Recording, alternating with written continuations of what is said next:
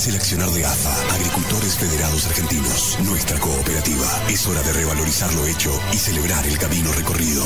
AFA, un mundo de 90 años, hecho entre todos, todos los días. Seguís escuchando Mundo Interior por Radio El Mundo, AM 1070. Estamos en comunicación con el doctor Papier. Él es director médico de SEGIR. Esta no es una nota cualquiera, porque es una nota en donde nosotros vamos a hablar de dar vida, nada más y nada menos que un grupo de hombres y mujeres y hombres que, aparte de darle felicidad a una familia para que puedan ser padres, estamos hablando nada más que de dar vida, de que un ser humano nazca. ¿Cómo le va, doctor? Buen día. ¿Qué tal? Buen día, mucho gusto y gracias por comunicarte conmigo. No, gracias por atendernos. Bueno, 40 años no son nada, diría, pero el tango cuando es que dice 40 años, 20 años no son nada, dice el tango, pero 40 años, y esto implica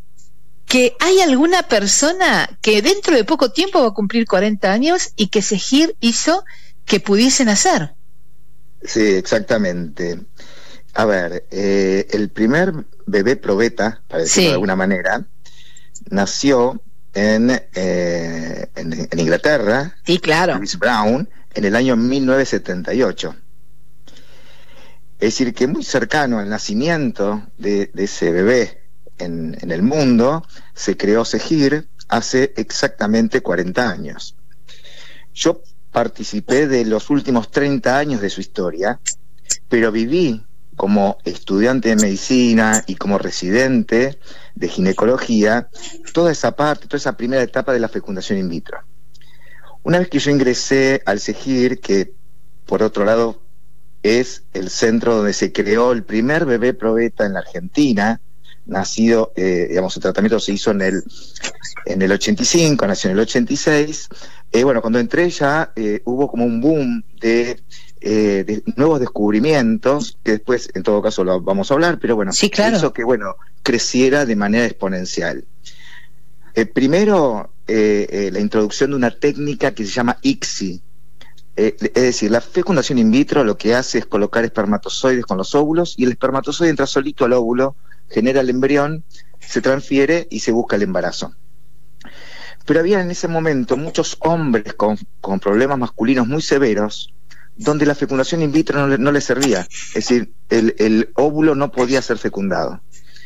Entonces en el año 94 trajimos a la gente que descubrió una técnica donde uno puede inyectar un espermatozoide a un óvulo en aquellos casos muy severos y lograr formar un embrión y muy buenas chances de embarazo. Es decir, que ahí nosotros arrancamos con el, digamos, segundo hito desde el punto de vista técnico en la reproducción asistida. Y bueno, espere que quiero hacer un puntito aquí, porque usted fíjese lo que ha sido la cultura de la humanidad, porque era muy difícil, muy doloroso para un hombre aceptar que realmente el que no podía, digamos, él era el que tenía el problema. Antes históricamente era, bueno, esta chica no puede quedar embarazada, no podrá tener, pero primero sociológicamente y antropológicamente, qué bueno esto de reconocer la situación.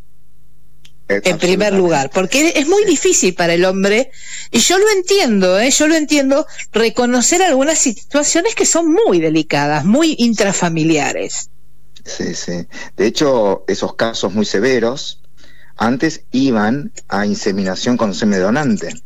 Ajá. Con la introducción de esta técnica se pudo tratar entonces a pacientes con factor masculino severo, inclusive con pacientes que no tenían espermatozoides en el eyaculado, es decir, que no eyaculaban espermatozoides, pero los podíamos buscar en los testículos, haciendo una biopsia, extrayendo de ahí los espermatozoides, inyectándolo en los óvulos y de esa manera lograr un embarazo. ¿Y por qué no había en el torrente, digamos, en el fluido, en el semen, estos óvulos estaban como perezosos?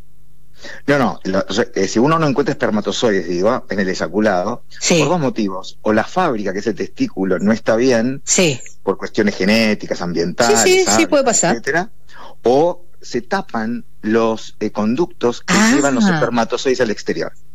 Entonces, bien. ahí hay que ir a buscarlos donde se fabrican, que es el testículo.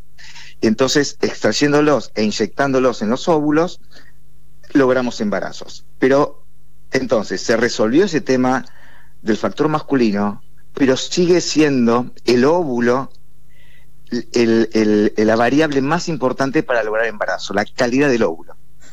Algo que no se puede medir y está estrictamente ligado a la edad de la mujer. Quiero hacer, sí, claro, obviamente nuestro reloj biológico es muy importante en las mujeres. Ahora, quiero introducirlo en este tema y luego seguimos con el relato.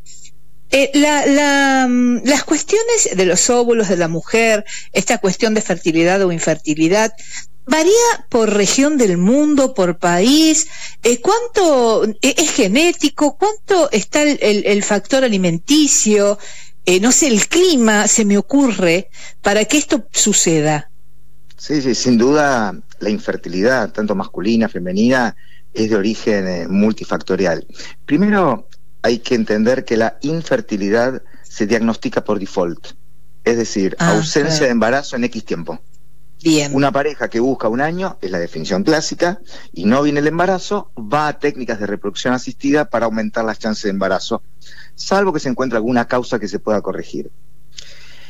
Ese año de espera, a mi entender, hoy, es muy largo, porque o la mujer tiene una edad reproductiva avanzada y no puede esperar tanto tiempo, o son parejas jóvenes que ellos quieren resultados ya, ahora, y no quieren esperar un año, y demandan de los tratamientos de reproducción asistida no cumpliéndose esa definición, cosa que a mi entender va a cambiar seguramente.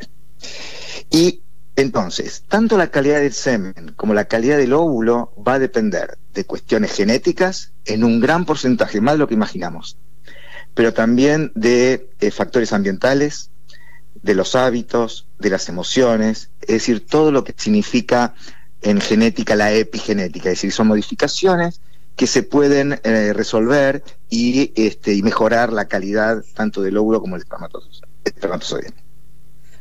Ahora, desde el momento de un diagnóstico que ustedes le dan al paciente y se empieza el tratamiento para llegar a buen puerto, hay una cantidad de profesionales, tienen un cuerpo de recursos humanos extraordinario en el CEGIR. Bueno, sí, a ver, ahora está ocurriendo una tercera revolución, tercer hito. Ajá. Que es lo que se llama, lo que yo llamo medicina reproductiva de precisión, que al igual que otras especialidades como ser la oncología, la psiquiatría, la cardiología, se tratan de buscar marcadores que personalicen cada uno de esos tratamientos. Esta medicina reproductiva de precisión, utilizando obviamente todas las variables clínicas, bioquímica, etcétera, pero integrando todos esos datos con los algoritmos de inteligencia artificial que hoy están presentes en todas las cosas de nuestras vidas, entonces podemos ser mucho más precisos a la hora de diagnosticar y tratar.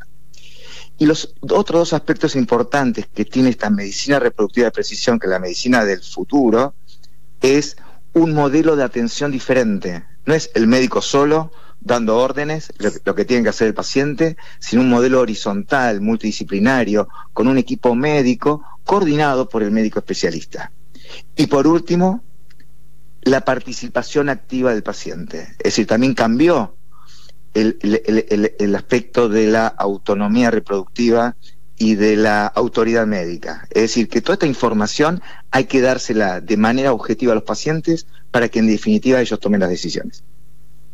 ¿Qué cantidad de consultas y también qué cantidad de bebés han nacido con este sistema? A mí me enternece hablar de esto, le aclaro, porque yo soy mamá de 5, tuve la suerte en la vida de poder tener una gran fertilidad, pero he padecido junto con mis amigas algunas que me veían siempre con la panza y a mí hasta me daba pena mostrar mi panza, ¿me entiende? Uh-huh.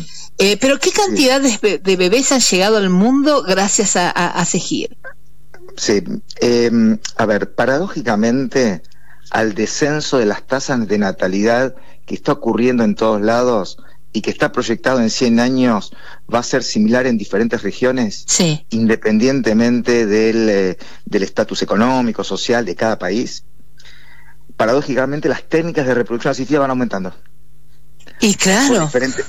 Por el retraso de la maternidad, por la congelación electiva de óvulos por motivos sociales, por la necesidad de utilizar los tratamientos de reproducción asistida para hacer estudios genéticos en los embriones y poder evitar enfermedades genéticas en la descendencia, la necesidad de utilizar fecundación in vitro a parejas de hombres u hombres solos con un útero subrogado, es decir, que hay que generar un embrión para poder transferir en la subrogante y darles el derecho de reproducirse también a personas del mismo sexo. Es decir, todo eso hace que las técnicas de reproducción asistida vayan aumentando, a diferencia de las tasas de natalidad espontáneas. La verdad que no hay un cálculo, pero se cree que en el mundo hay más de 10 millones, 12 millones de niños nacidos por las técnicas de reproducción asistida. Ajá. Honestamente yo ese giro no los puedo decir, pero hay miles nacidos, porque imagínate, 40 años de historia.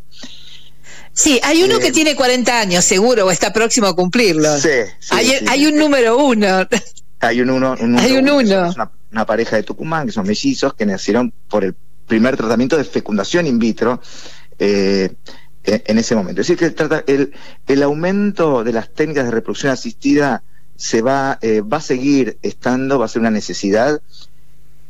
Y quien dice mañana hasta puede llegar a ser electiva lo que se llama las técnicas de reproducción asistida 2.0, porque los nuevos pacientes, la gente joven, los millennials, lo ven a los tratamientos como más efectivos y más seguros. Sí, bueno, hay toda una tendencia, y yo me voy a corregir algo, porque estoy haciendo una entrevista con una mentalidad antigua, porque yo digo, ¿cuántos bebés nacieron? ¿Cuántas parejas se hicieron? No, digo, ¿cuántas familias se formaron? Porque familia es la que tocó y la composición que Dios haya mandado. Pero le quería preguntar, doctor, en primer lugar, esta técnica de fecundación, ¿es muy común que haya un parto múltiple? No, eso es un mito. Antes, qué bien. Al contrario, cuando uno, asesora a los pacientes para evaluar la elección de un tratamiento de reproducción asistida, uno de los argumentos es la seguridad. Es decir, hoy son tan buenos los resultados, son tan buenas las incubadoras, tan buenos los medios de cultivos, que raramente se transfiere más de un embrión. Es decir, que antes sí, cuando los laboratorios no tenían la calidad que tienen ahora, se transferían 2 hasta 3 embriones, y entonces ocurrían los embarazos múltiples. Claro. Y quiero decirte más, hay más riesgo de embarazo múltiple utilizando tratamientos de baja complejidad, estimulación ovárica, coito programado, etcétera, donde no hay tanto control de los óvulos que se generan, de la fertilización, que los tratamientos de reproducción asistida, porque uno sabe que transfiere un solo embrión, y además un embrión que está de alguna manera evaluado. Hoy tenemos incubadoras con sistema de time-lapse que permite ver el desarrollo del embrión, con estudios genéticos. Es decir, que algo también importante para los pacientes es reducir el tiempo para llegar a ese embarazo. Doctor, ¿qué es estudio de diagnósticos preimplantatorios in-house? ¿Qué es? No, bueno, in-house significa... En casa, obvio. Claro, somos el único laboratorio, el único centro que tiene un laboratorio in-house para hacer los estudios genéticos preimplantatorios. Significa, se hace una fecundación in vitro, se genera el embrión, se le hace una biopsia en la parte que va a conformar la placenta, es decir, no daña el embrión. De esas células se aísla el ADN, se amplifica porque es muy poquito, y se estudia con unos secuenciadores, una técnica que se llama NGS, es decir, secuenciación de futura generación. Y de esa manera sabemos si los embriones son normales desde el punto de vista cromosómico. Quiero decirte que las anomalías cromosómicas en los embriones son la causa principal de las fallas de implantación, de las pérdidas de embarazo en el primer trimestre, y, bueno, por ejemplo, una trisomía que puede llegar a términos, la trisomía del 21, que es el síndrome de Down. Hay otras, las del 13, del 16, con lo cual, bueno, uno puede saber de antemano si existe ese riesgo y la paciente tomar mejores decisiones a la hora de decidir embarazar. Claro, sí, ya es una decisión de la paciente. ¿Y nos explica qué es un banco de gametos? Yo sé lo que es un banco de gametos, pero quiero que usted lo explique, por favor. Sí, las gametas son las células germinales. Claro. La gameta femenina es el óvulo, la gameta masculina es el espermatozoide. La verdad que el espermatozoide, como es una célula con una cabeza muy chiquita, con poca agua, es muy más fácil de congelar. Hace mucho que se congela por diferentes motivos. Digamos que un avance de estos últimos 10 años fue la criopreservación de óvulos. Fíjate que un óvulo es la célula más grande, llena de agua, era muy difícil de congelar, pero gracias a la técnica de vitrificación, que es un congelamiento rápido, se pueden congelar los óvulos con muy buena tasa de sobrevida, es decir, que no se degeneran al descongelar, y de esa manera podemos preservar fertilidad en mujeres que están pensando buscar embarazo 5, 6, 7, 10 años más adelante. Voy a un tema que a lo mejor no es digamos, es menos simpático, pero es una realidad tangible. Estos tratamientos, el costo de estos tratamientos, ¿los reconocen las obras sociales? ¿Son tratamientos particulares? ¿Cómo es el proceso que tiene que atravesar quien lo quiera atravesar? Mujer, hombre, pareja igualitaria, pareja que no es igualitaria. ¿Cuál es el costo de estos tratamientos? Bueno, por suerte en la Argentina, solamente Argentina y Uruguay, pero Argentina más, tiene una ley de cobertura integral de los tratamientos de reproducción asistida. Uh-huh. Es decir, los financiadores, es decir, los pagadores, están obligados a cubrir a sus afiliados los tratamientos de reproducción asistida. Es verdad que no es una cobertura completa, hay, por ejemplo, los estudios genéticos preimplantatorios no están incluidos en la cobertura, la gestación por sustitución no está incluida en la cobertura, pero la mayoría de los tratamientos de reproducción asistida están cubiertas, con lo cual eso hace que el acceso en comparación a otros países de Latinoamérica sea realmente muy alto. Bueno, esto es bueno que usted lo diga, porque muchas veces las personas no acceden porque tienen el peor de los flagelos, que es la ignorancia. Entonces no se animan o no preguntan, y con lo que usted está diciendo tienen que animarse a ir a su obra social o a la prepaga a decirle: yo quiero este tratamiento. Sí, yo voy más allá. Yo creo que las técnicas de reproducción asistidas es parte de la planificación familiar. Es decir, lo que es planificación familiar hay que mirarlo de manera más holística, y no solamente desde el lado de la anticoncepción.